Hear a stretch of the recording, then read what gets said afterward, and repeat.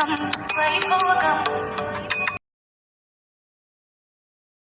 నారాయణాయ విద్మహే వాసుదేవాయ ధీమహి తన్నో విష్ణు ప్రచోదయాత్.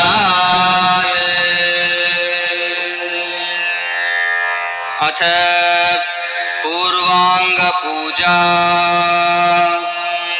ఆచమ్య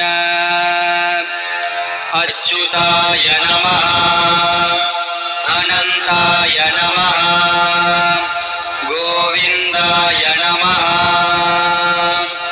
కేశవ నారాయణ మాధవ గోవింద విష్ణు మధుసూదన త్రివిక్రమ వామన శ్రీధర ఋషికేశ పద్మనాభ దామోదర.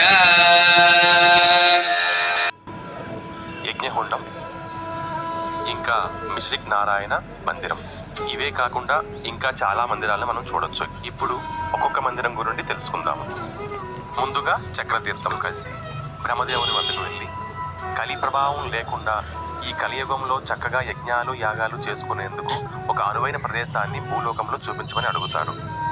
దానికి బ్రహ్మదేవుడు ఒక దర్భను తీసుకొని దాని వృత్తాకారంలో చుట్టి, ఈ దర్భ ఎక్కడైతే భూలోకంలో విరిగిపడుతుందో అక్కడ ఆ ప్రదేశం ఎప్పటికీ పవిత్రంగా ఉంటుందని, కలి ప్రభావం ఉండదని చెప్పి దాన్ని విడిచిపెడతాడు. మహర్షులందరూ ఆ దర్భను అనుసరించినప్పుడు అది నైమిసారణ్యం వద్ద వచ్చి పెద్ద శబ్దంతో విరిగిపడుతుంది. ఆ దర్భలు విరిగిపడిన ప్రదేశంలో అమితమైన జలధార ఉద్భవిస్తుంది. ఆ జలధార అమితంగా ఉండడం వల్ల ఆ మహర్షులందరూ లలితాదేవిని స్తోత్రం చేసి ఆ జలధారను అడ్డుకట్టగా ఉండమని చెప్తారు. అప్పుడు లలితాదేవి వచ్చి ఆ జలధారకు తన శక్తితో అడ్డుకట్ట వేస్తుంది.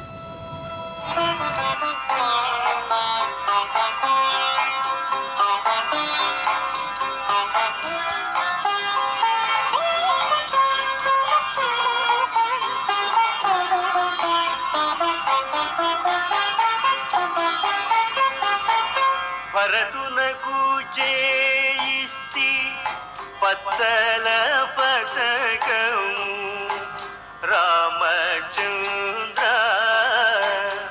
ఆ పతకమునకు పట్టే 10,000 వరగాలు రామచంద్ర.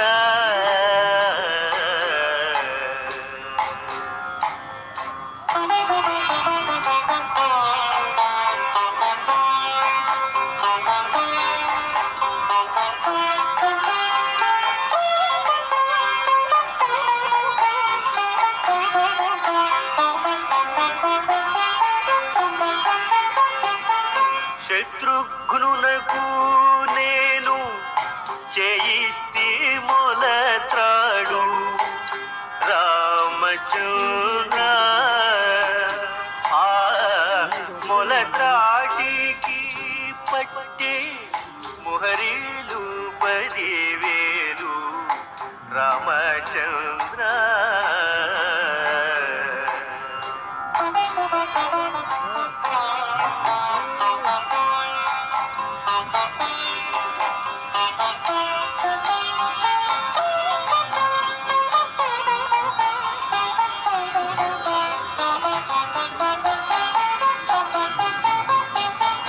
లక్ష్మణునకు చేయిస్తి ముత్యాల పతకము రామచంద్ర,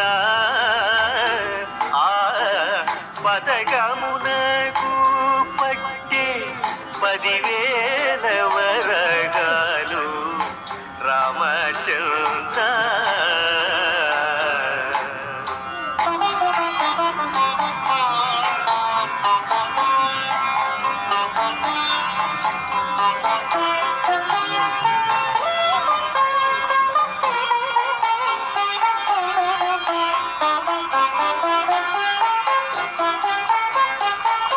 సీతమ్మకు చేయిస్తి చింతాకు పతకము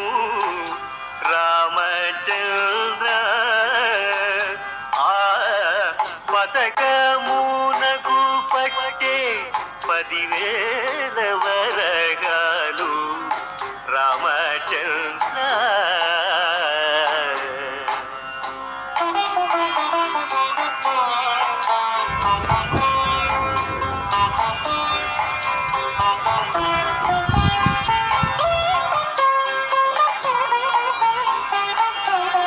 మన వాళ్ళందరూ కూర్చున్నారు. కూర్చోవా, ఇప్పుడు ఇలా వచ్చావా, ఇలా వచ్చావా, ఇలా వచ్చావా, ఇలా వెళ్ళావా? శ్రీ ఇది